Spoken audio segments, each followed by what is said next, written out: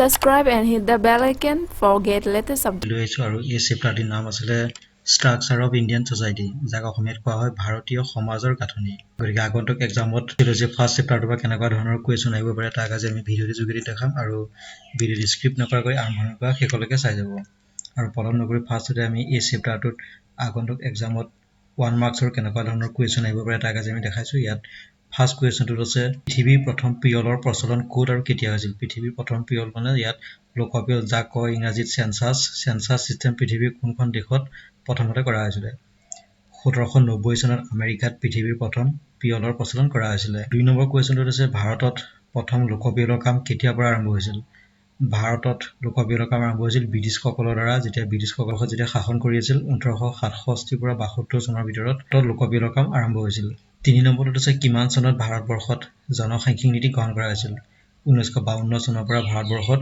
জনসাংখ্যিক নীতি গ্ৰহণ কৰা হৈছিল 4 নম্বৰটো লৈ এবাৰ 4 নম্বৰটোত খুলিছে পৰিয়াল পৰিকল্পনা কি পৰিয়াল পৰিকল্পনা হ'ল শিশুৰ জন্মহাৰ হ্ৰাস বৃদ্ধি নিয়ন্ত্ৰণ কৰা এক ব্যৱস্থা য'ত পৰিয়ালৰ আকাৰ সৰু ডাঙৰ কৰা ব্যৱস্থা নিজৰ নিয়ন্ত্ৰণাধীন হয় এটোকে কোৱা হয় পৰিয়াল পৰিকল্পনা 5 নম্বৰটো লৈ জন্ম মৃত্যুৰ তথ্য জনোৱা নিৰ্দিষ্ট কৰ্তৃপক্ষবোৰ কি জন্ম মৃত্যুৰ তথ্য জনোৱা বিভিন্ন ধৰণৰ কৰ্তৃপক্ষ আছে সেইবোৰ হ'ল স্থানীয় আৰক্ষী বিভাগ আৰু প্ৰাথমিক স্বাস্থ্য কেন্দ্ৰসমূহ 7 নম্বৰটো লৈ গ্ৰাম্য অৰ্থনীতিৰ মূল ভিত্তি কি গ্ৰাম্য অৰ্থনীতিৰ মূল ভিত্তি হৈছে কৃষি কাৰণ গাঁৱৰ বেছিখিনি মানুহে কৃষিৰ লগত জড়িত হৈ থাকে গতিকে গ্ৰাম্য অৰ্থনীতিৰ মূল ভিত্তি হ'ব কৃষি কিমান চনৰ পৰা নিয়মীয়াকৈ দশকীয়া ভিত্তিত ভাৰতীয় লোকপিয়ল কৰা হৈছিল 1881 চনৰ পৰা ভাৰতৰ লোকপিয়ল কিমান বছৰ মূৰত কৰা হয় প্ৰত্যেক 10 বছৰ মূৰে মূৰে ভাৰতবৰ্ষত লোকপিয়ল কৰা হয় 9 নম্বৰটো আছে সামাজিক শ্ৰেণীয়ে কি বুজায় সামাজিক শ্ৰেণীয়ে সামাজিক অসমতাক বুজায় 10 নম্বৰত আছে ভাৰতত জাতীয়তাবাদৰ সূচনা কেতিয়া হৈছিল 19 শতিকাৰ দ্বিতীয়াৰ্ধৰ পৰা ভাৰতবৰ্ষত জাতীয়তাবাদৰ সূচনা হৈছিল বুলি জনা যায়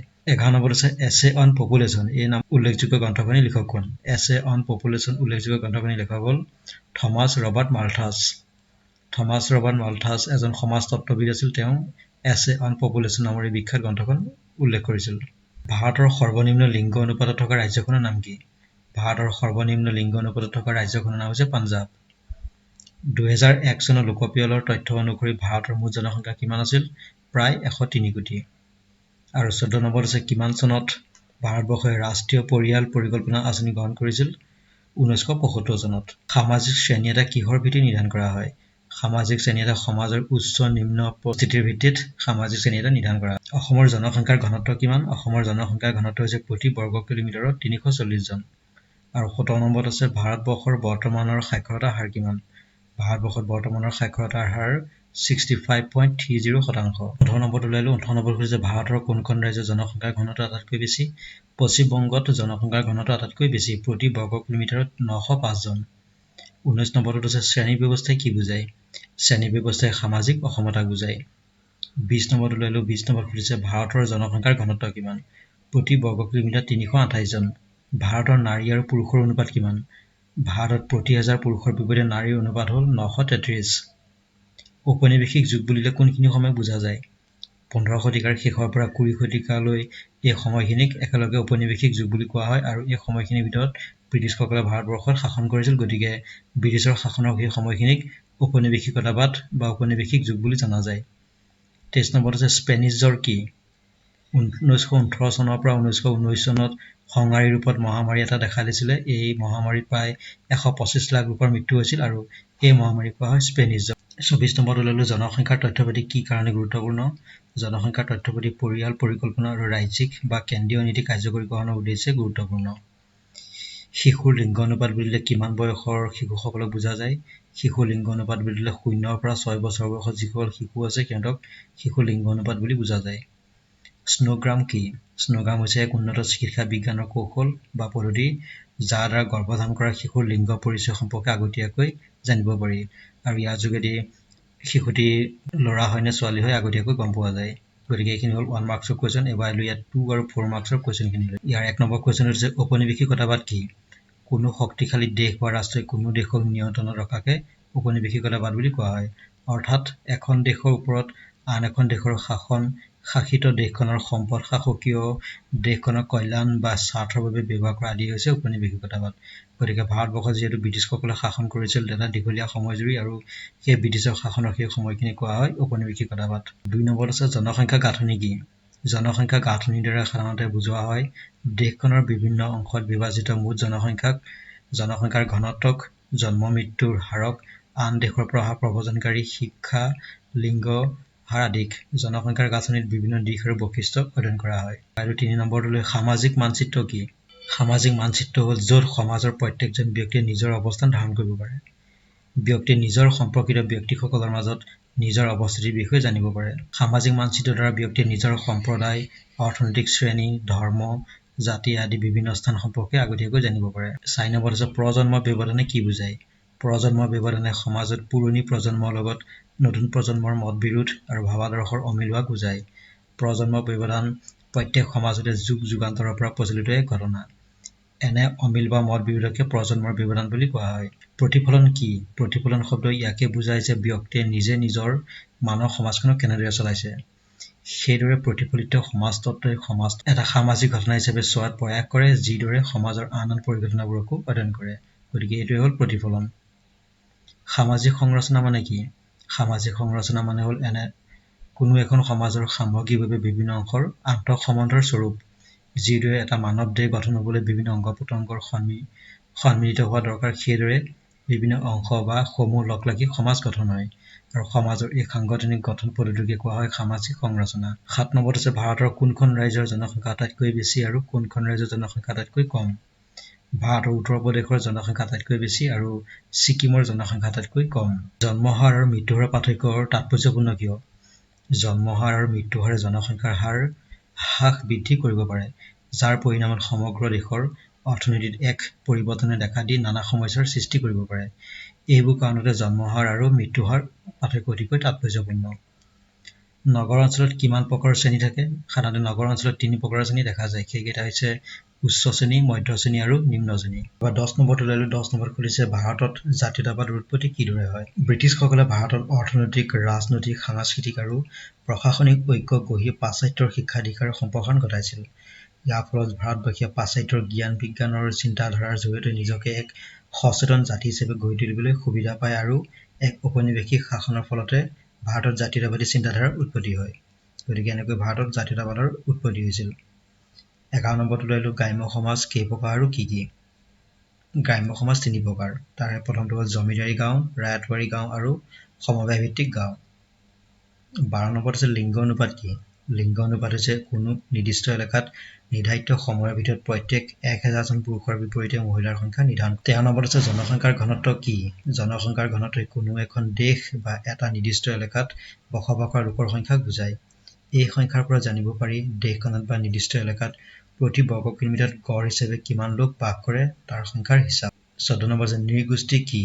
নৃগোষ্ঠীসমূহ বা গোট যি গোটৰ সদস্যসকলে একে সাংস্কৃতিক পৰিচয়ৰে নিজ গোটৰ প্ৰতি সচেতনতা ৰক্ষা কৰাৰ উপৰিও চাৰিওকাষে থকা আন আন গোটৰ পৰা নিজকে বিচ্ছিন্ন কৰি ৰখাৰ প্ৰয়াস কৰে। ১৬ নম্বৰত ওলাই আহিলো সাম্প্ৰদায়িকতাবাদ কি?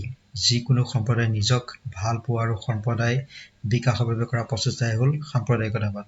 অৰ্থাৎ একোটা সম্প্ৰদায়ে সৰ্বভাৰতীয় চিন্তাধাৰাৰ পৰা পৃথক হৈ আহি নিজা সম্প্ৰদায়ৰ আত্মপৰিচয় আৰু আত্মবিকাশৰ বাবে জগাই তোলা প্ৰচেষ্টাকে কোৱা হয় সাম্প্ৰদায়িকতাবাদ।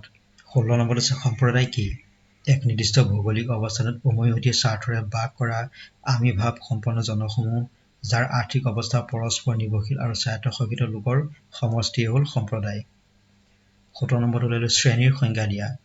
সমাজতত্ত্ববিদ W.L. বাৰ্নাৰৰ মতে সমাজৰ কিছুমান ব্যক্তি বা ব্যক্তিৰ সমষ্টিক আন লোকসকলে মূল্যাংকন কৰি বিশেষ স্থানত বা পৰিৱৰ্তন অধিষ্ঠিত কৰাই হ'ল শ্ৰেণী ব্যৱস্থা। ভাৰতীয় জাতীয় সংহতিৰ অন্তৰায়বোৰ কি কি? ভাৰতীয় জাতীয় সংহতিৰ বিভিন্ন ধৰণৰ অন্তৰায় আছে। সেইবিলাক হ'ল আঞ্চলিকতাবাদ, ভাষাবাদ, সাম্প্ৰদায়িকতাবাদ, ৰাইজৰ দাবী ইত্যাদি। সাম্প্ৰদায়িক অস্তিত্ব কেনেকৈ গঠিত হয়? পৰিয়াল, স্বজনীয় সমূহ, জাতি সচেতনতা, নৃগোষ্ঠীৰ ভাষা, ধৰ্ম ইত্যাদিৰ দ্বাৰা সাম্প্ৰদায়িক অস্তিত্ব গঠিত হয়। জনসংখ্যা বৃদ্ধিৰ দুটা প্ৰধান কাৰণ কি কি? জনসংখ্যা বৃদ্ধিৰ দুটা প্ৰধান কাৰণ হ'ল মৃত্যু হাৰ, জন্ম হাৰ বৃদ্ধি পোৱা আৰু বিদেশী প্ৰব্ৰজন। গতিকে এইকেইটা কাৰণৰ ফলতে জনসংখ্যা বৃদ্ধি হোৱা বুলি জনা যায়। ২১ নম্বৰত ওলালো ২১ নম্বৰত সুধিছে ভাৰতৰ দ্ৰুত জনসংখ্যা বৃদ্ধিয়ে সৃষ্টি কৰা ৪টা আৰ্থ-সামাজিক সমস্যা উল্লেখ কৰা আৰু নাইবা জনসংখ্যা বাঢ়িলে কি কি অসুবিধা হ'ব পাৰে। দ্ৰুত জনসংখ্যা বৃদ্ধিয়ে সৃষ্টি কৰা ৪টা আৰ্থ-সামাজিক সমস্যা হ'ল জনসংখ্যা বৃদ্ধিৰ ফলত নিবনুৱা সমস্যাৰ সৃষ্টি হ'ব পাৰে আৰু জনসংখ্যা বৃদ্ধিয়ে জনমূৰি আয়ৰ পৰিমাণ সীমিত কৰে। জনসংখ্যা বৃদ্ধিয়ে জনমূৰি খাদ্য শস্যৰ পৰিমাণ সীমিত কৰে আৰু জনসংখ্যা বৃদ্ধিয়ে মূলধন গঠনত বাধাৰ সৃষ্টি কৰিব পাৰে। গতিকে জনসংখ্যা বৃদ্ধিৰ ফলত এইকেইটা আৰ্থ-সামাজিক সমস্যাই দেখা দিয়ে। ভাৰতৰ জনসংখ্যাৰ 4টা বৈশিষ্ট্য উল্লেখ কৰা। ভাৰতৰ জনসংখ্যাৰ 4টা বৈশিষ্ট্য হ'ল ভাৰত পৃথিৱীৰ দ্বিতীয় জনবহুল জনসংখ্যাৰ দেশ। ভাৰতৰ জনসংখ্যাত বিভিন্ন জনগোষ্ঠীৰ সংমিশ্ৰণ দেখা যায়। ভাৰতত বিভিন্ন ভাষা, সংস্কৃতি আৰু ধৰ্মৰ সংমিশ্ৰণো দেখা যায়। আৰু লগতে ভাৰতৰ জনসংখ্যাৰ বিচিত্ৰতাৰ মাজত একতাৰ বান্ধোনো দেখা যায়। 23 নম্বৰটো ওলালো গাঁৱলীয়া মানুহ নগৰমুখী হোৱাৰ 3টা প্ৰধান কাৰণ কি কি? গাঁৱলীয়া মানুহবিলাক নগৰমুখী হোৱাৰ ভালেমান কাৰণ আছে। তাৰ ভিতৰত উল্লেখযোগ্য কাৰণ 3টা হ'ল নগৰ অঞ্চলত কৰ্ম-সংস্কৃতিৰ সুবিধা থকাৰ বাবে গাঁৱলীয়া মানুহবিলাক নগৰমুখী হোৱা দেখা যায়। ঠিক তেনেদৰে নগৰ অঞ্চলত শিক্ষাৰ কেন্দ্ৰস্থল থকাৰ বাবে গাঁৱলীয়া মানুহ নগৰমুখী হয়। আৰু নগৰ অঞ্চলত যাতায়াতৰ যোগাযোগ ব্যৱস্থাৰ উন্নত মানৰ সুবিধা থকাৰ বাবে গাঁৱলীয়া মানুহবিলাক নগৰমুখী হোৱা দেখা যায়। ভাৰতবৰ্ষত জনসাংখ্যিক নীতিৰ সফলতাৰ বিষয়ে আলোচনা কৰা। উন্নয়নশীল দেশ হিচাপে ভাৰতবৰ্ষই স্বাধীনতাৰ সময়ৰ পৰাই জনসাংখ্যিক নীতি অৱলম্বন কৰি 52 চনত জনসাংখ্যিক নীতি আধাৰত 1975 চনত ভাৰতে ৰাষ্ট্ৰীয় পৰিয়াল পৰিকল্পনা আঁচনিৰ জৰিয়তে জনসংখ্যাৰ বৃদ্ধিৰ হাৰ নিয়ন্ত্ৰণ আৰু বৰ্ধিত জনসংখ্যাক প্ৰণালীবদ্ধভাৱে পৰিচালনা কৰাৰ মূল লক্ষ্য হিচাপে লৈছিল। এই লক্ষ্যত উপনীত হ'বৰ বাবে ভাৰতবৰ্ষই জনসংখ্যা নিয়ন্ত্ৰণত সফলতা অৰ্জনো কৰিছিল। উদাহৰণস্বৰূপে 1951 চনৰ জন্ম হাৰ 40.8ৰ পৰা 2004 চনত 6 পৰা 3লৈ হ্ৰাস পাইছিল। শিশুৰ মৃত্যুৰ হাৰ 1951 চনত প্ৰতি হাজাৰত 146ৰ পৰা 2004 চনত 58লৈ হ্ৰাস পাইছিল। আৰু ব্যক্তিৰ গড় আয়ুস 37 বছৰৰ পৰা 62 বছৰলৈ বৃদ্ধি হৈছিল। পৰিয়াল পৰিকল্পনাৰ আৱশ্যকতা আৰু কৌশলৰ বিষয়ে সকলোকে অৱগত কৰোৱা হৈছিল। এইবোৰৰ উপৰি জনসাংখ্যিক দিশত শিশুৰ স্বাস্থ্যৰ বিশেষ যত্ন, 14 বছৰ বয়সলৈকে বিনামূলীয়া শিক্ষা, শিশুৰ মৃত্যু হাৰ হ্ৰাস, মাতৃৰ মৃত্যু হাৰ হ্ৰাস, ৰোগ প্ৰতিৰোধৰ ব্যৱস্থা, প্ৰসৱৰ ক্ষেত্ৰত সুবিধা প্ৰদান, জন্ম মৃত্যুৰ পঞ্জীয়ন, দুৰাৰোগ্য ৰোগৰ প্ৰসাৰ বন্ধ কৰা আদি বিভিন্ন কৰ্মসূচীও চৰকাৰে হাতত লোৱা দেখা গৈছিলে। এই বিভিন্ন ধৰণৰ আঁচনিসমূহৰ জৰিয়তে ভাৰতবৰ্ষৰ জনসাংখ্যিক নীতিৰ সফলতা অনুধাৱন কৰিব পাৰি আৰু সকলো আঁচনি বা কৰ্মসূচী বৰ্তমান ভাৰতীয় সমাজত কৰ্মবিকাশৰ পথত। এবাৰ 25 নম্বৰটোত জনসংখ্যা বিস্ফোৰণ মানে কি? যেতিয়া কোনো এখন দেশৰ জনসংখ্যা অত্যধিকভাৱে বৃদ্ধি হয় তাকে জনসংখ্যা বিস্ফোৰণ বুলি কোৱা হয়। যেতিয়া জনসংখ্যা এনে এক পৰিমাণলৈ বৃদ্ধি পায় যে ইয়াৰ ফলাফলে ধ্বংসাত্মক ৰূপ লয় আৰু ফলত নানা অৰ্থনৈতিক সংকটেও দেখা দিয়ে। পৰনিৰ্ভৰশীল অনুপাত কি? মুঠ জনসংখ্যাৰ যিসকল লোকে আনৰ ওপৰত নিৰ্ভৰ কৰিব লাগে তাক প্ৰকাশ কৰাৰ ব্যৱস্থাটোৱে হৈছে পৰনিৰ্ভৰশীল অনুপাত। অৰ্থাৎ কাম কৰি খাব নোৱাৰা বৃদ্ধ বয়সৰ লোক আৰু কৰ্ম উপযোগী নোহোৱা বয়সৰ ল'ৰা-ছোৱালীৰ সংখ্যাকে কোৱা হয় পৰনিৰ্ভৰশীল অনুপাত। শিশুৰ জন্ম হাৰ বুলিলে কি বুজা? কোনো এক নিৰ্দিষ্ট ভৌগোলিক এলেকাত এটা নিৰ্দিষ্ট সময়ৰ ভিতৰত কিমান সংখ্যক লোকৰ জন্ম হৈছে তাকে বুজায়। অৰ্থাৎ প্ৰতি 1000 জন ব্যক্তিৰ মাজত এটা নিৰ্দিষ্ট সময়ৰ ভিতৰত কিমান শিশুৰ জন্ম হ'ল সেয়া হ'ল শিশুৰ জন্ম হাৰ। শিশুৰ মৃত্যু হাৰ বুলিলে কি বুজা? কোনো এক নিৰ্দিষ্ট ভৌগোলিক এলেকাত এটা নিৰ্দিষ্ট সময়ৰ ভিতৰত কিমান সংখ্যক শিশুৰ মৃত্যু হ'ল তাক বুজোৱাকে কোৱা হয় শিশুৰ হাৰ। অৰ্থাৎ প্ৰতি 1000 জন ব্যক্তিৰ মাজত এটা নিৰ্দিষ্ট সময়ৰ ভিতৰত কিমান সংখ্যক শিশুৰ মৃত্যু হয় সেয়াই হ'ল শিশুৰ মৃত্যু হাৰ। 29 নম্বৰত হ'ল ডেমোগ্ৰাফি অৰ্থাৎ জনগাঁথনিৰ অৰ্থ কি? ডেমোগ্ৰাফি অৰ্থাৎ জনগাঁথনি হ'ল জনসংখ্যাৰ বিষয়ে প্ৰণালীবদ্ধ অধ্যয়ন। এই ডেমোগ্ৰাফি শব্দটো গ্ৰীক শব্দ ডেমোছ অৰ্থাৎ মানুহ আৰু গ্ৰাফ অৰ্থাৎ বৰ্ণনা কৰা এই শব্দ দুটাৰ সমন্বয়ত সৃষ্টি হৈছিল। মানুহৰ জনসংখ্যাক বিভিন্ন ধৰণেৰে বৰ্ণনা কৰা কৌশলকে কোৱা হয় জনসংখ্যা তত্ত্ব বা জনগাঁথনি। 30 নম্বৰটো হ'ল জনগাঁথনি বা জনসংখ্যাৰ তত্ত্ব সাধাৰণতে কেই প্ৰকাৰ আৰু কি কি? জনগাঁথনি বা জনসংখ্যাৰ তত্ত্ব সাধাৰণতে 2 প্ৰকাৰ, আনুষ্ঠানিক জনগাঁথনি আৰু সামাজিক জনগাঁথনি। জীৱনৰ আয়ুস কি? এটা নিৰ্দিষ্ট ভৌগোলিক অঞ্চলত একোজন মানুহ গড়ে কিমান বছৰ জীয়াই থাকে তাক প্ৰকাশ কৰাই হ'ল গড় আয়ুস। প্ৰতি 1000 মানুহৰ জীৱনৰ আয়ুসৰ পৰা গড় আয়ুস গণনা কৰা। জনসংখ্যাৰ অসুবিধাবোৰ কি কি? নিবনুৱা সমস্যাৰ সৃষ্টি, সামাজিক সমস্যা, ৰাজনৈতিক দিশত প্ৰভাৱ, বৃত্তি অৱলম্বনত অসুবিধা, দৰিদ্ৰতা, নিম্নমানৰ জীৱন পদ্ধতি ইত্যাদিকে কোৱা হয় বৰ্ধিত জনসংখ্যাৰ অসুবিধা। গাঁও অঞ্চলত অনাহাৰ বা দুৰ্ভিক্ষ আঁতৰাবলৈ চৰকাৰে শেহতীয়াকৈ কি কি ব্যৱস্থা হাতত লৈছিল? গাঁও অঞ্চলত অনাহাৰ বা দুৰ্ভিক্ষ আঁতৰাবলৈ চৰকাৰে ভালেমান ব্যৱস্থা লৈছিল। তাৰ ভিতৰত উল্লেখযোগ্য ব্যৱস্থাসমূহ হ'ল চৰকাৰে কৃষি উৎপাদন বৃদ্ধিৰ বাবে গুৰুত্ব আৰোপ কৰিছিল। কোনো লোক অনাহাৰে বা দুৰ্ভিক্ষত মৃত্যু নহয় তাৰ বাবে চৰকাৰে ৰাষ্ট্ৰীয় গ্ৰাম্য নিয়োগ নিশ্চিত আইন গ্ৰহণ কৰিছিল আৰু তাৰ যোগেদি দৰিদ্ৰ লোকৰ বাবে 100 দিনৰ মজুৰি লাভৰ আঁচনিও গ্ৰহণ কৰিছিল। অন্ন সুৰক্ষা আঁচনিৰ জৰিয়তে গ্ৰাম্য অঞ্চলৰ পৰা দুৰ্ভিক্ষ আঁতৰাবৰ বাবেও ব্যৱস্থা গ্ৰহণ কৰা হৈছিলে। 34 নম্বৰটোত শিশুৰ লিংগ অনুপাত হ্ৰাসৰ বাবে জগৰীয়া যিকোনো দুটা কাৰক লিখা। শিশুৰ লিংগ অনুপাত হ্ৰাসৰ বাবে জগৰীয়া দুটা কাৰণ হ'ল ইয়াৰ প্ৰথমটো হ'ল পুৰুষ প্ৰধান ভাৰতীয় সমাজত পুৰুষসকলে মহিলাতকৈ উচ্চ স্থান পায় বুলি ভাৰতীয় সমাজত এটা ধাৰণা আছে। সেয়ে ল'ৰা সন্তানৰ প্ৰতি মানুহৰ আকাংক্ষা বেছি। দ্বিতীয়তে ভাৰতীয় গ্ৰাম্য সমাজত এতিয়াও সম্পত্তি অধিকাৰৰ ক্ষেত্ৰত পুৰুষক বেছিকৈ প্ৰাধান্য দিয়াৰ বাবে উত্তৰাধিকাৰী সূত্ৰে পুৰুষ সন্তান গ্ৰাম্যবাসীয়ে কামনা কৰে। 35 নম্বৰটো লৈ প্ৰতিস্থাপন স্তৰ মানে কি? যেতিয়া জন্ম হাৰ আৰু মৃত্যু হাৰৰ মাজৰ ব্যৱধান শূন্য হয় অথবা অতি সামান্য হয় তেতিয়া আমি জনসংখ্যা সুস্থিৰ বুলি কওঁ আৰু এই অৱস্থাটোক এক প্ৰতিস্থাপন স্তৰ বুলিও জনা যায়। জনসংখ্যাৰ গাঁথনিৰ কেইটামান সাধাৰণ সূচক কি কি? জনসংখ্যাৰ গাঁথনিৰ ভালেমান সূচক আছে, তাৰ ভিতৰত উল্লেখযোগ্য সূচক কেইটা হ'ল জন্ম হাৰ, মৃত্যু হাৰ, জনশক্তিৰ হাৰ, শিশুৰ মৃত্যুৰ হাৰ, মাতৃৰ মৃত্যুৰ হাৰ, পুৰুষ মহিলাৰ অনুপাত, বয়সৰ গাঁথনি, সাক্ষৰতাৰ হাৰ, পৰনিৰ্ভৰশীলতাৰ অনুপাত আদিবোৰ একেলগে জনসংখ্যাৰ গাঁথনিৰ একোটা সূচক বুলি জনা যায়। এবাৰ 37 নম্বৰত মালথাছে আগবঢ়োৱা জনসংখ্যা নিয়ন্ত্ৰণৰ 4টা উপায় উল্লেখ কৰা। মালথাছে আগবঢ়োৱা জনসংখ্যা নিয়ন্ত্ৰণৰ 4টা উপায় হ'ল পুৰুষ আৰু নাৰীৰ মাজত সন্তাননি নিষিদ্ধ প্ৰথা, যৌনক্ৰিয়াত বাধা নিষেধ, জন্ম নিয়ন্ত্ৰণ আৰু চৰকাৰী ব্যৱস্থা। গতিকে এইকেইটা যোগেদি জনসংখ্যা নিয়ন্ত্ৰণ কৰিব পাৰি। ভাৰতৰ জাতীয়তাবাদৰ সূচনা কেনেদৰে হৈছিল আলোচনা কৰা। আধুনিক সকলো অনুষ্ঠান প্ৰতিষ্ঠানবোৰ ঔপনিৱেশিক শাসনৰ অৱদান। ইংৰাজসকলে ভাৰতত ঔপনিৱেশিক শাসন প্ৰতিষ্ঠা কৰিছিল আৰু শাসন আৰু শোষণৰ উপৰিও তেওঁলোকে ভাৰতীয়সকলক পাশ্চাত্যৰ শিক্ষা দীক্ষা দিয়াত আৰম্ভ কৰিছিল। এই ব্যৱস্থাই ভাৰতবাসীৰ মনত লাহে লাহে জাতীয়তাবাদী মনোভাৱ গভীৰভাৱে ঠাই ল'বলৈ আৰম্ভ কৰিছিল। 19 শতিকাৰ শেষৰ সময়ছোৱাত ইংৰাজ শাসকসকলৰ শাসন, শোষণ, দুৰ্ব্যৱহাৰ, পাশ্চাত্য শিক্ষা আদিয়ে ভাৰতৰ মধ্যবিত্ত শ্ৰেণীক সজাগ সচেতন কৰি জাতীয়তাবাদী আন্দোলন গঢ়ি তুলিছিল, যাৰ ফলত এটা সময়ত ভাৰতবৰ্ষই স্বাধীনতা লাভ কৰিবলৈ সক্ষম হৈছিল। গতিকে এনেকৈ ভাৰতত জাতীয়তাবাদৰ সূচনা হৈছিল বুলি জনা যায়। কোনবোৰ দেশে এছিয়া আৰু আফ্ৰিকাৰ দেশবোৰত ঔপনিৱেশ স্থাপন কৰিছিল? ঔপনিৱেশ পদ্ধতি আৰম্ভ হৈছিল 18 শতিকাৰ আৰু শেষ হৈছিল 20 শতিকাত। এই দেশবোৰৰ ভিতৰত উল্লেখযোগ্য দেশসমূহ হ'ল England, France, Portugal, Spain, Germany, Italy ইত্যাদি। পিছলৈ ৰাছিয়া, আমেৰিকা যুক্তৰাষ্ট্ৰ আৰু জাপান আদি দেশেও এই পদ্ধতি অৱলম্বন কৰা দেখা গৈছিলে। নম্বৰত ওলাইলো ভাৰতবৰ্ষত কিমান চনৰ পৰা ঔপনিৱেশিক যুগ আৰম্ভ হৈছিল? 1502 চনৰ পৰা। 41 নম্বৰত আছে নগৰ অঞ্চলত সাধাৰণতে কেই প্ৰকাৰ শ্ৰেণী থাকে? সাধাৰণতে নগৰ অঞ্চলত কেইবাটাও শ্ৰেণী দেখা যায়, তাৰ ভিতৰত উল্লেখযোগ্য শ্ৰেণী হ'ল 3টা। সেইকেইটা হৈছে উচ্চ শ্ৰেণী। উচ্চ শ্ৰেণীটো সমাজৰ ধনী, প্ৰতিপত্তিশীল, ক্ষমতাশালী লোকেৰে সৃষ্টি হৈছিল। এই শ্ৰেণীৰ লোকসকল সম্পদশালী, কৰ্তৃত্বশীল, ৰাজনৈতিক ক্ষমতাসম্পন্ন লোক আছিল। খটো হৈছিলে মধ্য শ্ৰেণী। মধ্যবিত্ত শ্ৰেণীৰ ডাক্তৰ, ইঞ্জিনিয়াৰ, শিক্ষক, অফিচ কাছাৰীত কাম কৰা কেৰাণী, বিষয়া আদি এই শ্ৰেণী ধৰা হয়। আৰু 3 নম্বৰটো হ'ল নিম্ন শ্ৰেণী। নিম্ন শ্ৰেণীৰ লোকসকলৰ ভিতৰত বিভিন্ন কৃষি কাৰ্যৰ লগত জড়িত লোক আৰু শ্ৰম কৰি জীৱিকা নিৰ্বাহ কৰি থকা লোকসকলকো ধৰা হয়। উচ্চ শ্ৰেণীৰ লোকসকলে নিম্ন শ্ৰেণীটোক শাসন আৰু নিয়ন্ত্ৰণ কৰাৰ বাবে মধ্যবিত্ত শ্ৰেণীটোক ব্যৱহাৰ কৰা দেখা গৈছিল। এবাৰ 42 নম্বৰটোত জাতীয়তাবাদৰ এটা কুপ্ৰভাৱ উল্লেখ কৰা।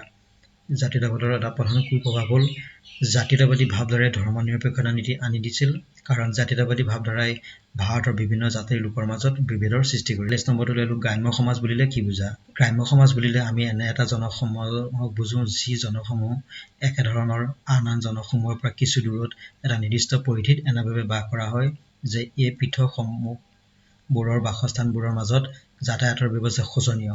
এওঁলোকৰ অধিক সংখ্যক লোকেই কৃষিৰ ওপৰত নিৰ্ভৰশীল, য'ত গ্ৰাম্য সমাজৰ বাসিন্দাসকলৰ মনত একতাৰ ভাৱ বিৰাজ কৰে। এনে এক পৰিৱেশত বসবাস কৰা জনসমূহৰ দ্বাৰাই গ্ৰাম্য সমাজৰ সৃষ্টি হয় আৰু তেনে সমাজক কোৱা হয় গ্ৰাম্য সমাজ। 44 নম্বৰটো লৈ নগৰীয়া সমাজ মানে কি? যি জনসমূহ গাঁৱৰ পৰা আঁতৰত থাকি বসবাস কৰে, য'ত জনসংখ্যাৰ ঘনত্ব, ভিন্ন পৰিৱেশ, আনুষ্ঠানিক সম্পৰ্ক, যাতায়াত আৰু যোগাযোগত উন্নত, শিক্ষাৰ কেন্দ্ৰস্থল সৃষ্টি কৰি জনসমূহ বসবাস কৰা এই সমাজখনকে কোৱা হয় নগৰীয়া সমাজ। লোকপিয়ল বুলিলে কি বুজা? কোনো এক ভৌগোলিক অঞ্চলত জনসংখ্যাৰ ওপৰত পাৰিসাংখ্যিকভাৱে সংগ্ৰহ কৰা তথ্য হৈছে লোকপিয়ল। 1881 চনৰ পৰা এই লোকপিয়ল প্ৰতি 10 বছৰ মূৰে মূৰে নিয়মিতভাৱে কৰা হৈছিলে। ভাৰতবৰ্ষত লিংগ বৈষম্যৰ কাৰণসমূহ কি কি? ভাৰতবৰ্ষত লিংগ বৈষম্যৰ ভালেমান কাৰণ আছে, তাৰ ভিতৰত উল্লেখযোগ্য কাৰণটো হ'ল শিশু অৱস্থাত কন্যা সন্তানৰ প্ৰতি অৱহেলা, লিংগ বিশেষে গৰ্ভধাৰণ কৰা আদি কাৰণৰ ফলত কন্যা সন্তান জন্মত বাধা আহি পৰা দেখা যায়। জন্মৰ সময়ত শিশুক মাতৃয়ে ল'ব লগা প্ৰতিষেধকমূলক ব্যৱস্থা, খাদ্য, শিক্ষা, চিকিৎসা সেৱাৰ উপযুক্তমূলক ব্যৱস্থাৰ অভাৱ। কিছুমান পৰিয়ালে এটা বা দুটা সন্তান বিচাৰে আৰু একে সময়তে লিংগ বিবেচনাৰ ওপৰতো গুৰুত্ব দিয়ে।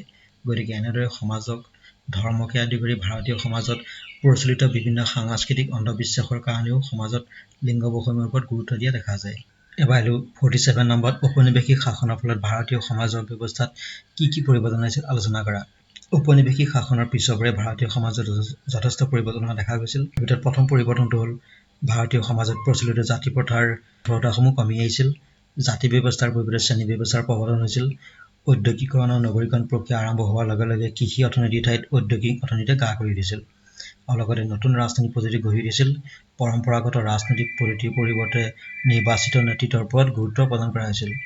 যুটীয়া পৰিয়ালৰ ঠাইত একক পৰিয়ালৰ প্ৰাধান্য বাঢ়ি গৈছিল। পিছত হ'ল সমাজত প্ৰচলিত কিছুমান কুপ্ৰথা যেনে বাল্য বিবাহ, সতীদাহ প্ৰথা, বিধৱা বিবাহত বাধা আদি শিথিল হৈ পৰিল। তদুপৰি ভাৰতীয় সমাজত যোগাযোগ আৰু পৰিবহণ ব্যৱস্থাৰ উন্নতি, সাংস্কৃতিক, সাহিত্য আৰু স্থাপত্য ভাস্কৰ্য, শিক্ষা ব্যৱস্থাৰ উন্নতি, স্বাধীনতা আৰু জাতীয়তাবাদৰ ভাৱধাৰা সৃষ্টি আদি দিশত এক উল্লেখনীয় পৰিৱৰ্তন সাধন কৰা দেখা গৈছে। 48 নম্বৰত ভাৰতত প্ৰথমবাৰ আৰু অন্তিমবাৰ লোকপিয়ল কেতিয়া হৈছিল? ভাৰতত প্ৰথমবাৰ লোকপিয়ল হৈছিল 1951 চনত আৰু অন্তিমবাৰ হৈছিল 2011 চনত। গতিকে 2011 পৰা এতিয়া বৰ্তমান সময়লৈকে চেঞ্চাছ হোৱা নাই। ঔপনিৱেশিক শাসনকালত জাতীয়তাবাদে গঢ় লৈ উঠাৰ প্ৰক্ৰিয়াটো কিয় ঔপনিৱেশিক বিৰোধী আন্দোলনৰ সৈতে জড়িত আছিল? সাধাৰণ অৰ্থত ঔপনিৱেশিকতাবাদ মানে হৈছে এখন ঔপনিৱেশিক শাসন ব্যৱস্থাই অধিক লাভালাভৰ মনোবৃত্তিৰে দেশৰ অৰ্থনীতিক আঘাত কৰে। ঔপনিৱেশিক শাসকসকলে সদায় দমন, উৎপীড়ন, শাসন, দুৰ্নীতি, বনাঞ্চলসমূহ নীতি গ্ৰহণ কৰাৰ ফলত জনগণৰ মনত ঔপনিৱেশিক নীতি গ্ৰহণ কৰাৰ ফলত জনগণৰ মনত উপনিৱেশ বিৰোধী মনোভাৱ সৃষ্টি হয় আৰু ইয়াৰ আধাৰতে জাতীয়তাবাদৰ ভাৱধাৰা গঢ় লৈ উঠে। গতিকে এনেকৈ উপনিৱেশিক শাসনকালত জাতীয়তাবাদে গঢ় লৈ উঠাৰ প্ৰক্ৰিয়াটো এক উপনিৱেশিক বিৰোধী আন্দোলনৰ সৈতে জড়িত হৈ পৰা। ব্যক্তিকেন্দ্ৰিক দৃষ্টিভংগী কি? এজন ব্যক্তিৰ ব্যক্তিগত সমস্যাসমূহে ব্যক্তিজনৰ স্বকীয় পৰিচয়ৰ বিভিন্ন দিশবোৰ ব্যক্তিকেন্দ্ৰিক দৃষ্টিভংগী গঢ় দিয়ে। ব্যক্তিকেন্দ্ৰিক দৃষ্টিভংগীয়ে ব্যক্তিজনৰ কেৱল স্বকীয় পৰিচয়ৰ দিশবোৰৰ ইংগিত দিয়ে। আমাৰ জীৱন ধাৰণৰ মান নিম্ন হোৱাত জনসংখ্যা বিস্ফোৰণ কিমান দূৰ দায়ী? জনবিস্ফোৰণ হ'ল এনে এক ভয়ানক অৱস্থা য'ত দেশৰ জনসংখ্যা দ্ৰুত হাৰত বৃদ্ধি পায়, কিন্তু সেই অনুপাতে উন্নয়নৰ হাৰ বৃদ্ধি কৰাত ব্যৰ্থ হোৱাৰ বাবে ব্যাপক দৰিদ্ৰতাৰ সমস্যাই মূৰ দাঙি উঠে। অনুন্নত দেশবিলাকৰ জনসাধাৰণৰ জীৱন ধাৰণৰ প্ৰধান উৎস হ'ল কৃষি। কৃষিৰ ওপৰত নিৰ্ভৰ কৰি তেওঁলোকে জীৱন ধাৰণ কৰে। এনে দেশবোৰত জনসংখ্যা বৃদ্ধিৰ লগে লগে ভূমিৰ ওপৰত প্ৰভাৱ পেলায়। ফলত জীৱন ধাৰণৰ মান নিম্নগামী হোৱা দেখা যায় আৰু ইয়াৰ লগতে কম বয়সত ল'ৰা-ছোৱালী বিয়া হোৱা, নিৰক্ষৰতা, অজ্ঞতা আৰু বহিৰ্মুখিতা, কৃষিৰ ওপৰত অত্যাধিক নিৰ্ভৰশীলতা আদিৰ ফলতো আমাৰ জীৱন ধাৰণৰ মান নিম্নগামী হোৱা দেখা যায়। নম্বৰটো ল'লো জনসংখ্যাৰ প্ৰয়োজনীয়তা কি? সামাজিক সংৰচনাৰ মূল আধাৰেই হ'ল জনসংখ্যা। সমাজ এখন বৰ্তি থাকিবলৈ আৰু ইয়াৰ প্ৰয়োজনীয় কাম কাজখিনি চলাবৰ বাবে যি জনসংখ্যাৰ প্ৰয়োজন হয় সেইখিনি প্ৰজনন ক্ৰিয়া আৰু সামাজিকীকৰণৰ দ্বাৰা বজাই ৰাখিব পাৰি। জনসংখ্যাৰ তাৰতম্যই এখন সমাজত উল্লেখযোগ্য পৰিৱৰ্তন আনিব পাৰে।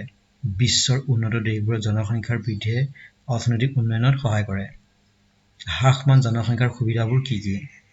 হ্ৰাসমান জনসংখ্যাৰ ফলত জনমূৰি আয় বৃদ্ধি হোৱাৰ লগতে শিক্ষা, স্বাস্থ্যসেৱা, পথ যোগাযোগ আদি খণ্ডত তীব্ৰ হেঁচাৰ সৃষ্টি নহয়। বস্ত্ৰ বাসস্থান বৃদ্ধিৰ দাবী নকৰে আৰু ইয়াৰ বাবে অত্যধিক সম্পদৰ প্ৰয়োজন নহয় আৰু লগতে দেশত ছদ্মবেশী নিবনুৱাৰ সৃষ্টি নহয়। সামাজিক জনগাঁথনিৰ পৰিসৰ সম্পৰ্কে আলোচনা কৰা। সামাজিক জনসংখ্যা বিজ্ঞানে জনসংখ্যাৰ সামাজিক, অৰ্থনৈতিক আৰু ৰাজনৈতিক দিশবোৰ অধ্যয়ন কৰে। আধুনিক কল্যাণকামী ৰাষ্ট্ৰই সমূহ জনগণৰ কল্যাণৰ উদ্দেশ্যে বিভিন্ন নীতি আঁচনি আদি গ্ৰহণ কৰিব লগা হয়। এনে নীতি আঁচনি আদি গ্ৰহণ কৰাত জনসমষ্টিৰ বিভিন্ন দিশৰ বিষয়ে জানিবলগীয়া হয়। জনসংখ্যা বৃদ্ধিৰ হাৰ, প্ৰব্ৰজন ক্ষমতাৰ হাৰ, শিশুৰ আৰু মাতৃৰ মৃত্যুৰ হাৰ, লিংগ অনুপাত, পৰনিৰ্ভৰশীল অনুপাত, গাঁও অঞ্চলৰ পৰা চহৰ অঞ্চললৈ হোৱা প্ৰব্ৰজন আদিৰ দৰে বিষয়সমূহ সামাজিক জনসংখ্যা বিজ্ঞানৰ পৰিসৰৰ অন্তৰ্ভুক্ত। 55 নম্বৰত হৈছে ভাৰতীয় জনসংখ্যাৰ বয়সৰ গাঁথনিৰ মূল বৈশিষ্ট্যবোৰ কি কি? ভাৰতীয় জনসংখ্যাৰ অধিকাংশই কম বয়সৰ আৰু আন বহু দেশৰ তুলনাত জনসংখ্যাৰ বয়সো কম। ভাৰতত 15 বছৰ তলৰ জনসংখ্যা ক্ৰমান্বয়ে কমি অহা দেখা যায়। 2001 চনত 15 বছৰ তলৰ জনসংখ্যাৰ পৰিমাণ আছিল 34%, যিটো 2011 চনত 29%লৈ কমিছিল আৰু 2026 চনলৈ 23%লৈ কমি যোৱাৰ সম্ভাৱনা আছে। খ নম্বৰটো হ'ল ভাৰতত 16 পৰা 60 বছৰীয়া জনসংখ্যাৰ পৰিমাণ ক্ৰমাগতভাৱে বৃদ্ধি পাইছিল আৰু 1991 চনত 15 পৰা 60 বছৰীয়া জনসংখ্যাৰ পৰিমাণ আছিল 56ৰ পৰা 59%লৈ আৰু 2011 চনত ই হ'লগৈ 60%। ভাৰতৰ জনসংখ্যাত 60 বছৰৰ ওপৰত লোকৰ সংখ্যা বৃদ্ধি পাইছে। 1961 চনত 60 বছৰ লোকৰ সংখ্যা আছিল 6% আৰু 2011 চনত ই হ'লগৈ 8%। স্বাস্থ্যসেৱাৰ সুবিধা বৃদ্ধি আৰু আৰ্থিক কল্যাণমূলক আঁচনিবোৰৰ সুপ্ৰভাৱৰ ফলতেই এই প্ৰক্ৰিয়াবোৰ সম্ভৱ হোৱা দেখা যায়। শিশুৰ লিংগ অনুপাত হ্ৰাস পোৱাৰ কাৰণবোৰ কি কি? শিশুৰ জন্মৰ সময়ত মাতৃয়ে ল'ব লগা প্ৰতিষেধমূলক ব্যৱস্থা, সুখাদ্য, সাধাৰণ শিক্ষা, স্বাস্থ্যজনিত সজাগতা, চিকিৎসা সেৱাৰ উপযুক্ত সা-সুবিধাৰ অভাৱৰ ফলত লিংগ অনুপাত হ্ৰাস পোৱা দেখা যায়। কেঁচুৱা অৱস্থাত কন্যা সন্তানৰ প্ৰতি অৱহেলা, শিশুৰ উচ্চ হাৰৰ মৃত্যু, লিংগ বিশেষে গৰ্ভপাত কৰা আদি কাৰণৰ ফলত কন্যা সন্তান জন্মত বাধা আহে। কিছুমান পৰিয়ালে তেওঁলোকৰ পৰিয়ালতে এটা বা দুটা সন্তান বিচাৰে আৰু একে সময়তে লিংগ বিবেচনাৰ ওপৰতো প্ৰাধান্য দিয়ে। গতিকে এইবোৰ ফলতেই লিংগ অনুপাত হ্ৰাস পোৱা দেখা যায়। জাতীয়তাবাদ বুলিলে কি বুজা? ভাৰতবৰ্ষত জাতীয়তাবাদ সৃষ্টিৰ প্ৰধান কাৰণসমূহ কি কি? জাতীয়তাবাদ হৈছে কোনো ব্যক্তিৰ নিজৰ দেশখনৰ প্ৰতি থকা ভক্তি আৰু ভালপোৱাৰ মনোভাৱ। ই ব্যক্তিক দেশখনৰ লগত এক মনস্তাত্ত্বিক বান্ধোনৰ সৃষ্টি কৰে। এই বান্ধোন ইমান শক্তিশালী হয় যে এখন দেশৰ নাগৰিকে বিদেশীসকলক সন্দেহৰ চকুৰে চাবলৈ আৰম্ভ কৰে। অৰ্থাৎ এখন দেশৰ জনসাধাৰণে নিজৰ দেশৰ ৰীতি নীতি, ধৰ্ম, ভাষা, সংস্কৃতি ইত্যাদিৰ প্ৰতি উমৈহতীয়া মনোভাৱ প্ৰকাশ কৰাকেই জাতীয়তাবাদ বুলি জনা যায়। ভাৰতবৰ্ষত জাতীয়তাবাদ সৃষ্টিৰ কেইবাটাও কাৰণ আছিল। তাৰ ভিতৰত উল্লেখযোগ্য কাৰণসমূহ হ'ল সিপাহী বিদ্ৰোহ, 1885 চনৰ ভাৰতীয় জাতীয় কংগ্ৰেছ দল, 1920 পৰা 21 চনত হোৱা অসহযোগ আন্দোলন, 1930 চনৰ দাণ্ডী যাত্ৰা আৰু 1942 চনৰ ভাৰতীয় আন্দোলন উল্লেখযোগ্য আছিলে জাতীয়তাবাদৰ প্ৰধান কাৰণ। গ্ৰাম্য সমাজৰ বৈশিষ্ট্যবোৰ কি কি? ভাৰতবৰ্ষ এখন গ্ৰাম্য প্ৰধান দেশ। দেশখনৰ মুঠ জনসংখ্যাৰ 80% লোক গাঁৱত বসবাস কৰে। এই গ্ৰাম্য সমাজত কিছু উল্লেখযোগ্য বৈশিষ্ট্য আছে। তাৰ ভিতৰত উল্লেখযোগ্য বৈশিষ্ট্যটো হ'ল যুটীয়া পৰিয়াল। গ্ৰাম্য সমাজৰ পৰিয়াল মূলতঃ যুটীয়া প্ৰকৃতিৰ পৰিয়াল। কৃষি নিৰ্ভৰশীল গ্ৰাম্য জীৱনৰ অৰ্থনৈতিক উন্নয়ন আৰু নিৰাপত্তাৰ ক্ষেত্ৰত যুটীয়া পৰিয়াল বুনিয়াদস্বৰূপ। পাৰস্পৰিক নিৰ্ভৰশীলতা। গ্ৰাম্য সমাজৰ লোকসকলে সাধাৰণতে সামাজিক, অৰ্থনৈতিক, ধৰ্মীয়, সাংগঠনিক আদি সকলো দিশতে পৰস্পৰ নিৰ্ভৰশীল। একেটা পৰিয়ালৰ দৰে গ্ৰাম্য সমাজৰ লোকসকলে আপোনভাৱে জীৱন যাপন কৰিব পাৰে। গভীৰ ধৰ্মবিশ্বাস। ধৰ্মবিশ্বাসৰ গভীৰতা গ্ৰাম্য সমাজৰ অন্য এক উল্লেখযোগ্য দিশ। দৈনন্দিন জীৱনত সকলো ক্ষেত্ৰতে ধৰ্ম নিবিড়ভাৱে জড়িত হৈ থকা দেখা যায়। সহজ সৰল জীৱন। গ্ৰাম্য সমাজৰ জীৱন নিৰ্বাহ প্ৰণালী সহজ সৰল প্ৰকৃতিৰ। গ্ৰাম্য সমাজৰ স্বাভাৱিকতাপতীয়া আৰু আন্তৰিকতাপূৰ্ণ জীৱন নিৰ্বাহ প্ৰণালী গঢ় লৈ উঠা দেখিবলৈ পোৱা যায়। কৃষি নিৰ্ভৰশীল। কৃষিয়ে গ্ৰাম্য সমাজৰ জীৱন নিৰ্বাহৰ প্ৰধান উপায়। গ্ৰাম্য সমাজৰ অধিকাংশ লোকে পোনপটীয়াভাৱে কৃষিৰ লগত জড়িত হৈ পৰা দেখা যায়। ইয়াৰ উপৰিও জাতিভেদ প্ৰথাৰ প্ৰাধান্যতা, নিৰক্ষৰতা, যাতায়াতৰ যোগাযোগৰ অসুবিধা, অন্ধবিশ্বাস আৰু কুসংস্কাৰ আদি দিশবিলাকো গ্ৰাম্য সমাজৰ পৰিলক্ষিত হোৱা দেখা যায়। 58 নম্বৰত মালথাছৰ জনসংখ্যাৰ তত্ত্বটো উল্লেখ কৰা। মালথাছে তেখেতৰ এছে অন পপুলেশ্যন নামৰ বিখ্যাত গ্ৰন্থখনত জনসংখ্যাৰ তত্ত্বটো উল্লেখ কৰিছিল। মালথাছে উল্লেখ কৰিছিল যে কোনো এখন সমাজত জনসংখ্যা বৃদ্ধি হাৰ খাদ্যদ্ৰব্য উৎপাদন হাৰতকৈ সদায় বেছি। অৰ্থাৎ তেওঁৰ মতে জনসংখ্যাই সদায় জ্যামিতিক হাৰত বৃদ্ধি হয় আৰু খাদ্য উৎপাদন সদায় গাণিতিক হাৰত বৃদ্ধি পায়। উদাহৰণস্বৰূপে জনসংখ্যা বৃদ্ধি হয় 2 পৰা 4, 4 পৰা 8, 8 পৰা 16, 16 পৰা 32 আৰু 32 পৰা 64 হিচাপে। ঠিক তেনেদৰে খাদ্যদ্ৰব্য বৃদ্ধি হয় 1 পৰা 2, 2 পৰা 3, 3 পৰা 4, 4 পৰা 5 ইত্যাদি হিচাপে। অৰ্থাৎ দেখা যায় যে খাদ্যদ্ৰব্য উৎপাদনতকৈ জনসংখ্যাৰ বৃদ্ধি দুগুণ হয়। এনে বৃদ্ধিয়ে বৰ্ধিত জনসংখ্যাৰ খাদ্যদ্ৰব্যৰ চাহিদা পূৰণ কৰিব নোৱাৰে। খাদ্যৰ অভাৱত সমাজত আকাল অনাটন, গৃহযুদ্ধ, বিভিন্ন সমাজবিৰোধী অপৰাধমূলক ক্ৰিয়াকাণ্ড, ৰোগ ব্যাধি আদি সমস্যাৰ সৃষ্টি হয়। গতিকে মালথাছৰ মতে জনসংখ্যা নিয়ন্ত্ৰণৰ বাবে উপযুক্ত ব্যৱস্থা মানুহে গ্ৰহণ নকৰিলে সেই ব্যৱস্থা প্ৰকৃতিয়ে গ্ৰহণ কৰিব আৰু জনসাংখ্যিক ভাৰসাম্যতা ৰক্ষা হৈ থাকিব। 59 নম্বৰটোত ৰাষ্ট্ৰীয় জনসংখ্যা নীতিৰ বৈশিষ্ট্যবোৰ কি কি?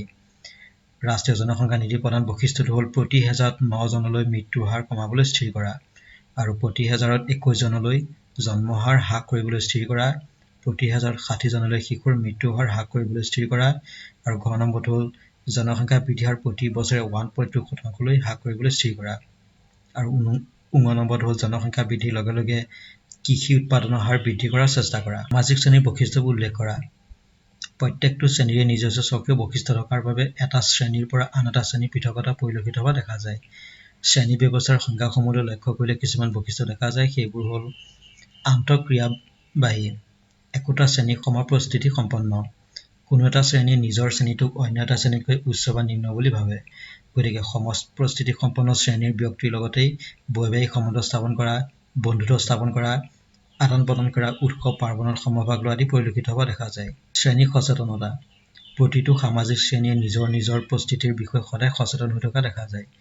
বিভিন্ন শ্ৰেণীৰ লোকসকলে নিজৰ আৰ্থিক অৱস্থাৰ কথা জানে আৰু সমাজত কেনে সা সুবিধা লাভ কৰিব পাৰে তাৰ প্ৰতিও সজাগ হৈ থাকে। শ্ৰেণী সজাগতাই নিজ শ্ৰেণীটোৰ সদস্যসকলৰ মনত একতাৰ ভাৱ জগাই তোলে। উচ্চ নিচ ভাৱ। এটা শ্ৰেণীৰ লোকসকলে অন্য এটা শ্ৰেণীৰ লোকসকলতকৈ নিজকে উচ্চ বা নিম্ন শ্ৰেণীৰ পৰিস্থিতিৰ বুলি বিবেচনা কৰে। সাধাৰণতে উচ্চ শ্ৰেণীৰ ব্যক্তিৰ মাজত উচ্চাকাংক্ষা ভাৱ আৰু নিম্ন শ্ৰেণীৰ মানুহৰ মাজত নিম্নাকাংক্ষাৰ ভাৱ দেখা যায়। ক্ষণস্থায়িত্বতা। শ্ৰেণী ব্যৱস্থাৰ আন এটা বৈশিষ্ট্য হ'ল ক্ষণস্থায়িত্বতা। শ্ৰেণী ব্যৱস্থাটো জাতি প্ৰথা বা সামন্ত প্ৰথাৰ দৰে দীৰ্ঘস্থায়ী ব্যৱস্থা নহয়। জন্মৰ ওপৰত কম গুৰুত্ব। সামাজিক শ্ৰেণী ব্যৱস্থাত জন্মৰ ওপৰত কম গুৰুত্ব আৰোপ কৰা পৰিলক্ষিত হয়। জন্মৰ দ্বাৰাই কোনো ব্যক্তিক সামাজিক শ্ৰেণীত প্ৰতিষ্ঠিত কৰিলেই ই স্থায়ী নহয়। ইয়াৰ উপৰিও সামাজিক গতিশীলতা, উপশ্ৰেণী, জীৱনশৈলী, সম্বন্ধৰ সীমাবদ্ধতা আদি বৈশিষ্ট্যবোৰ সামাজিক শ্ৰেণী ব্যৱস্থাত পৰিলক্ষিত হোৱা দেখা যায়। এবাৰ জাতি আৰু শ্ৰেণীৰ মাজৰ পাৰ্থক্যবোৰ কি কি? জাতি ব্যৱস্থা হৈছে বন্ধ স্তৰীকৰণ ব্যৱস্থাক প্ৰতিনিধিত্ব কৰিব পৰা এক প্ৰশস্ত উদাহৰণ। আনহাতে শ্ৰেণী ব্যৱস্থা হৈছে মুক্ত স্তৰীকৰণ ব্যৱস্থাক প্ৰতিনিধিত্ব কৰিব পৰা প্ৰশস্ত উদাহৰণ। জাতি ব্যৱস্থা জন্ম আধাৰত প্ৰতিষ্ঠিত হয়, কিন্তু শ্ৰেণী ব্যৱস্থা গুণ আৰু কৰ্ম আধাৰত প্ৰতিষ্ঠিত হয়। প্ৰতিটো জাতিৰ বাবে নিৰ্ধাৰিত বৃত্তি থাকে, কিন্তু শ্ৰেণী ব্যৱস্থাত তেনেকুৱা কোনো বৃত্তি নাই। জাতি ব্যৱস্থাটো এখন নিৰ্দিষ্ট সমাজত বা ৰাষ্ট্ৰতহে দেখা যায়, কিন্তু শ্ৰেণী ব্যৱস্থা সমগ্ৰ বিশ্বজুৰি দেখা যায়। জাতি ব্যৱস্থাত সামাজিক চাল চলন, খাদ্যাভাস, বিবাহ পদ্ধতি, ধৰ্ম পদ্ধতি আদি কিছু বাধা নিষেধ আছে, কিন্তু শ্ৰেণী ব্যৱস্থাত তেনেকুৱা কোনো বাধা নিষেধ নাই। শ্ৰেণী বুলিলে কি বুজা? সামাজিক শ্ৰেণী ব্যৱস্থা হৈছে সামাজিক অসমতা আৰু মুক্ত স্তৰীকৰণ ব্যৱস্থাৰ উল্লেখযোগ্য উদাহৰণ। শ্ৰেণী ব্যৱস্থাৰ জৰিয়তে সমাজৰ ব্যক্তিসকলৰ মাজত মানুহক উচ্চ নিম্নভাৱে শ্ৰেণীকৰণ কৰা হয়। সমাজতাত্ত্বিক ভাষাত আৰ্থিক, ৰাজনৈতিক, সামাজিক, শিক্ষা বা বৃত্তিৰ দ্বাৰা নিৰ্ধাৰিত সমপ্ৰস্তুতি সম্পন্ন পৰিয়ালবৰ্গৰ সমষ্টি হ'ল সামাজিক শ্ৰেণী। সম্প্ৰদায়ৰ বৈশিষ্ট্যবোৰ কি কি? সম্প্ৰদায়ৰ প্ৰধান বৈশিষ্ট্যটো হৈছে ব্যক্তিৰ সমষ্টি। সম্প্ৰদায়ৰ বাবে ব্যক্তিসমূহ নিতান্ত প্ৰয়োজন। এখন সমাজ যিদৰে ব্যক্তিৰ দ্বাৰা গঠিত হয়, ঠিক সেইদৰে সম্প্ৰদায় এটাৰ কথা কওঁতেও তেনেদৰে প্ৰথমে ব্যক্তিসমূহৰ কথাই বুজিব লাগিব। নিৰ্দিষ্ট ভূখণ্ড। নিৰ্দিষ্ট কোনো এক ভূখণ্ড অধিগ্ৰহণ কৰি থকাটো সম্প্ৰদায়ৰ আন এক উল্লেখযোগ্য বৈশিষ্ট্য। এই নিৰ্দিষ্ট ভূখণ্ডত বসবাস কৰি থকা চৰিত্ৰই একে সম্প্ৰদায়ভুক্ত লোকসকলৰ মাজত ঐক্য সম্প্ৰীতিৰ ভাৱ সুদৃঢ় কৰে। সাম্প্ৰদায়িক মনোভাৱ। সম্প্ৰদায়ৰ ব্যক্তিসকলৰ মাজত সাম্প্ৰদায়িক মনোভাৱ পৰিলক্ষিত হয়। আমিভাৱ জাতীয় ধাৰণা সম্প্ৰদায়ৰ সকলো ব্যক্তিয়ে সততে পোষণ কৰে বাবে সাম্প্ৰদায়িক মনোভাৱ প্ৰকাশ পায়। স্থায়িত্বতা। সম্প্ৰদায় সদায় স্থায়ী প্ৰকৃতিৰ। আকাৰত ডাঙৰেই হওক বা সৰুৱেই হওক, সম্প্ৰদায় সদায় স্থায়ী। বিশেষ নাম। প্ৰত্যেকটো সম্প্ৰদায়ৰ একো একোটা নাম থাকে আৰু সম্প্ৰদায়টোৰ সকলো ব্যক্তি সেই নামেৰে পৰিচিত হয়। আৰু সমজাতীয়তা। সম্প্ৰদায়ত সমজাতীয়তাৰ আদৰ্শ পৰিস্ফুট হয়। একেধৰণৰ ভাৱ, ভাষা, ৰীতি নীতি, ধৰ্মবিশ্বাস, আদৰ্শ পৰম্পৰা, ধ্যান ধাৰণা তথা জীৱন নিৰ্বাহ প্ৰণালীৰ সাদৃশ্যতাৰ জৰিয়তে সম্প্ৰদায়ৰ সমজাতীয়তা প্ৰকাশ পায়। 64 নম্বৰটোলৈ আহিলো। ভাৰতীয় গ্ৰাম্য সমাজৰ পৰিৱৰ্তনৰ কাৰণসমূহ কি কি? ভাৰতত ব্ৰিটিছৰ ঔপনিৱেশিকতা স্থাপনৰ লগে লগে ব্ৰিটিছসকলে ৰাজনৈতিক, অৰ্থনৈতিক, প্ৰশাসনীয় তথা শিক্ষা ব্যৱস্থাৰ প্ৰৱৰ্তন কৰিছিল। গ্ৰাম্য জনসাধাৰণৰ সুদূৰ প্ৰসাৰী পৰিৱৰ্তন ঘটালে আৰু স্বাধীনতাৰ পাছত ভাৰতীয় গ্ৰাম্য সমাজৰ ভালেমান পৰিৱৰ্তন হোৱা দেখা গৈছে। উল্লেখযোগ্য পৰিৱৰ্তনসমূহ হ'ল শিক্ষাৰ সম্প্ৰসাৰণ। ভাৰতবৰ্ষত ইংৰাজসকলে শিক্ষাৰ দিশত বিশেষ গুৰুত্ব প্ৰদান কৰা দেখা গৈছিলে। গ্ৰাম্য সমাজবোৰত শিক্ষাৰ সম্প্ৰসাৰণ হৈছিল। শিক্ষাৰ পোহৰ পৰাৰ লগে লগে গ্ৰাম্য সমাজৰ কুসংস্কাৰ আৰু অন্ধবিশ্বাস আদিৰ পৰিৱৰ্তন হোৱা দেখা গৈছিলে। যাতায়াত আৰু যোগাযোগৰ উন্নতি। ব্ৰিটিছসকলে তেওঁলোকৰ ব্যৱসায় বাণিজ্য বঢ়াবৰ কাৰণে সমগ্ৰ ভাৰততে যাতায়াত আৰু যোগাযোগ ব্যৱস্থাৰ ওপৰত মনোনিৱেশ কৰিছিল। যাতায়াতৰ বাবে ৰাস্তা পদূলি নিৰ্মাণ কৰি ডাক তাৰ বিভাগ গাঁৱলৈ সম্প্ৰসাৰণ ঘটাই পৰিৱৰ্তনৰ সূচনা কৰিছিল। ঔদ্যোগিকৰণ। ঔদ্যোগিকৰণ নীতিৰ প্ৰৱৰ্তন আৰু পুঁজিবাদী অৰ্থনৈতিক ব্যৱস্থাই বিশেষ অৰিহণাও যোগাইছিল। গ্ৰামাঞ্চলত বৃহৎ উদ্যোগ স্থাপনৰ ফলত গাঁৱৰ বিভিন্ন দিশত পৰিৱৰ্তন হোৱাও দেখা গৈছিলে। গাঁওবাসী চহৰমুখী প্ৰব্ৰজন আৰু নগৰীয়া সভ্যতাৰ লগত হোৱা সান্নিধ্যই গ্ৰাম্য সমাজৰ পৰিৱৰ্তন আনিছিল। গ্ৰাম্য উন্নয়ন আঁচনি। স্বাধীনতাৰ পিছত চৰকাৰে প্ৰৱৰ্তন কৰা পঞ্চবাৰ্ষিক পৰিকল্পনাৰ জৰিয়তে দেশৰ সামগ্ৰিক উন্নতিৰ বাবে আঁচনি প্ৰস্তুত কৰিছিল। এই আঁচনিবোৰৰ জৰিয়তেই গ্ৰাম্য জনসাধাৰণৰ সামাজিক আৰু আৰ্থিক দিশত উন্নতি সাধন কৰিব বিচৰাও হৈছিলে। সম্প্ৰতি মৃত্যুৰ হাৰ হ্ৰাস পোৱাৰ কাৰণবোৰ কি কি? ভাৰতবৰ্ষত স্বাধীনতাৰ পাছত চৰকাৰে উন্নয়নমূলক আঁচনিৰ বাবে মৃত্যুৰ হাৰ কম হোৱা দেখা গৈছিল। এই মৃত্যুৰ হাৰ হ্ৰাস পোৱাৰ বিভিন্ন কাৰণসমূহ হ'ল চিকিৎসা সেৱাৰ উন্নতি। কেন্দ্ৰ আৰু ৰাজ্য চৰকাৰৰ উদ্যোগত বিভিন্ন চৰকাৰী চিকিৎসা সেৱাৰ আঁচনি প্ৰৱৰ্তন কৰা হৈছিল, যাৰ ফলত কলেৰা, হাইজা, প্লেগ আদি মহামাৰী জাতীয় ৰোগ নিৰ্মূল কৰাৰ লগতে বৰ্তমান চৰকাৰে চিকিৎসা সেৱাত গুৰুত্ব প্ৰদান কৰাও দেখা গৈছিল, যাৰ ফলত ভাৰতীয় সমাজত মৃত্যু হোৱাৰ আগৰ তুলনাত কম হোৱা দেখা গৈছে। চৰকাৰৰ সাহায্য আঁচনি। বৰ্তমান চৰকাৰে বিভিন্ন আঁচনিৰ জৰিয়তে মৃত্যুৰ হাৰ হ্ৰাস কৰিবলৈও সমৰ্থ হৈছে। এই আঁচনিবোৰে ভাৰতবৰ্ষত বসবাস কৰা সকলো লোককে সামৰি লোৱাৰ ফলত মৃত্যুৰ হাৰ হ্ৰাস পোৱা পৰিলক্ষিত। চিকিৎসা সেৱাৰ আধুনিকীকৰণ। বৈজ্ঞানিক যন্ত্ৰপাতিৰ ব্যৱহাৰ কৰি নানা বৈজ্ঞানিক ঔষধ আদি উদ্ভাৱন কৰি যক্ষ্মা, ধনুষ্টংকাৰ আদিৰ দৰে দুৰাৰোগ্য বেমাৰৰ আজাৰৰ পৰা মানুহৰ প্ৰাণ ৰক্ষা কৰাৰ ফলত মৃত্যুৰ হাৰ হ্ৰাস পোৱা দেখা গৈছে। গতিকে এইবোৰ কাৰণৰ ফলতেই ভাৰতবৰ্ষত সম্প্ৰতি মৃত্যুৰ হাৰ আগৰ তুলনাত কম হোৱা দেখা গৈছে। জন্মৰ হাৰ বৃদ্ধি হোৱাৰ কাৰণসমূহ কি কি? বৰ্তমান ভাৰতবৰ্ষত মৃত্যুৰ হাৰৰ তুলনাত জন্মৰ হাৰ অধিক হৈ আহিছে। ইয়াৰ প্ৰধান কাৰণসমূহ হৈছে বাল্য বিবাহ প্ৰথা। ভাৰতত প্ৰচলিত হৈ অহা বাল্য বিবাহ প্ৰথাৰ কাৰণে কম বয়সতে বিবাহ হোৱা দম্পতীয়ে দীৰ্ঘকাল ধৰি সঠিক সন্তান জন্ম দি দেশৰ জনসংখ্যা বৃদ্ধিৰ হাৰ দ্ৰুত কৰি তুলিছে। ধৰ্মীয় গোড়ামী আৰু অন্ধবিশ্বাস। ভাৰতৰ হিন্দুসকলে সন্তান জন্ম নহলে মৃত্যুৰ পিছত আত্মাই মুক্তি নাপাব বুলি ভাবে। সেইবাবে হিন্দুসকলে বহুবাৰ বিয়া কৰাইছিল। ঠিক সেইদৰে ইছলামধৰ্মী লোকসকলেও কেইবাবাৰো বিয়া কৰোৱাৰ ফলত জনসংখ্যাৰ বৃদ্ধি হোৱা দেখা যায়। অজ্ঞতা আৰু চিকিৎসা সেৱাৰ অভাৱৰ ফলত জন্ম নিয়ন্ত্ৰণৰ সুব্যৱস্থা কৰিব নোৱাৰাৰ ফলত জন্ম হাৰ বৃদ্ধি হোৱা দেখা যায়। শিক্ষাৰ অভাৱ। ভাৰতৰ গ্ৰামাঞ্চলত বৰ্তমানেও শিক্ষাৰ উন্নত ব্যৱস্থা নথকাৰ ফলত জন্ম হাৰ বৃদ্ধি পোৱা দেখা যায়। দৰিদ্ৰতা। দৰিদ্ৰ পিতৃ মাতৃয়ে ল'ৰা ছোৱালীবোৰক অতি কম বয়সৰ পৰা উপাৰ্জনমুখী কামত নিয়োগ কৰিবলৈ অধিক সন্তান জন্ম দিয়াৰ ফলত জন্ম হাৰ বৃদ্ধি পাইছে। আৰু মৃত্যু হাৰ হ্ৰাস। চিকিৎসা সেৱাৰ উন্নত ব্যৱস্থাৰ ফলত মৃত্যু হাৰ হ্ৰাস পোৱাৰ ফলতো জন্ম হাৰ বৃদ্ধি হোৱা দেখা গৈছে। গতিকে এইবোৰ কাৰণৰ ফলতে ভাৰতত বৰ্তমান সময়ত জন্ম হাৰৰ তুলনাত বৃদ্ধি হোৱা দেখা গৈছে। নগৰীয়া সমাজৰ বৈশিষ্ট্যবোৰ কি কি? গাঁৱক কেন্দ্ৰ কৰি নগৰীয়া সমাজ ক্ৰমবিকাশ সাধন হৈছে। গতিকে নগৰীয়া সমাজৰ ভালেমান বৈশিষ্ট্য আছে। তাৰ ভিতৰত প্ৰথম বৈশিষ্ট্যটো হ'ল অধিক জনসংখ্যা। নগৰীয়া সমাজৰ স্বাভাৱিক বৈশিষ্ট্য হ'ল অধিক জনসংখ্যা।